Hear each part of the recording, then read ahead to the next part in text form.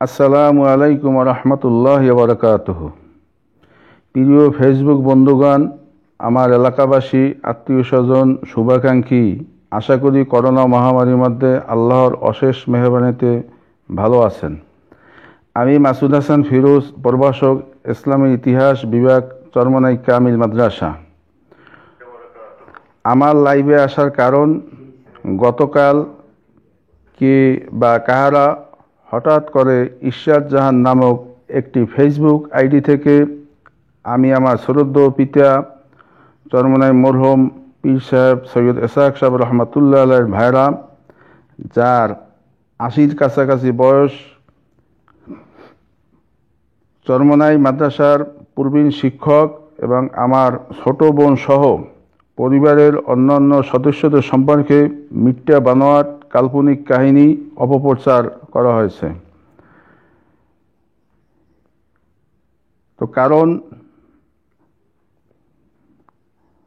কোনো স্বার্থম্বাসী তারা হাসিল করতে না পারায় অথবা আমাদের ফ্যামিলির উন্নতি সহ্য করতে না পারায় ঈর্ষান্বিত হয়ে হিংসার বশবর্তী হয়ে এই মিথ্যা অপপ্রচার করেছে।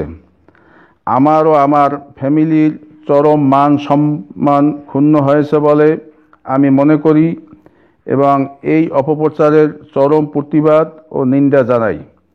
প্রিয় ফেসবুক বন্ধুগণ, আমার শুভাকাঙ্ক্ষী ও হিতাকাঙ্ক্ষীদেরকে অনুরোধ করব, আপনারা এই অপপ্রচারে কান দিবেন না, বিশ্বাস করবেন না।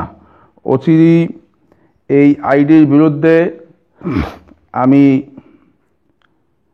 আইসিটি অ্যাক্ট মামলা দায়ের করব ইনশাআল্লাহ। আমাকে আপনারা সকলেই চেনেন, জানেন।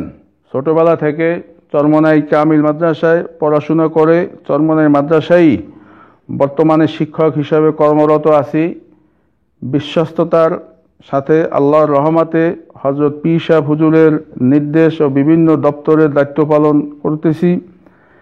আমি ইরশাদ জাহান আইডির পরিচালনাকারীকে বলবো, সাহস থাকলে আপনি আমার সম্মুখে এসে বলুন, আমার নামে আইনগত অভিযোগ দিন। এই দেশে আইন আছে, আদালত আছে। পিছনে বসে আমার ফ্যামিলির বিরুদ্ধে অপপ্রচার করায় আমার যে মান সম্মান ক্ষুণ্ণ হয়েছে তা কোটি কোটি টাকা দিয়েও ফেরত পাওয়া যাবে না। অচিরেই আমি আমার ফ্যামিলি মেম্বাররা আপনার বিরুদ্ধে মানহানি মামলা করব ইনশাআল্লাহ। আল্লাহ আপনাদেরকে ও আমাকে শত্রুতা থেকে, হিংসা থেকে হেফাজত থাকার তৌফিক দান করুন। সবাই ভালো থাকবেন, এই আশাবাদ ব্যক্ত করে আজকের মতো এখানেই বিদায় নিচ্ছি। আল্লাহ হাফেজ।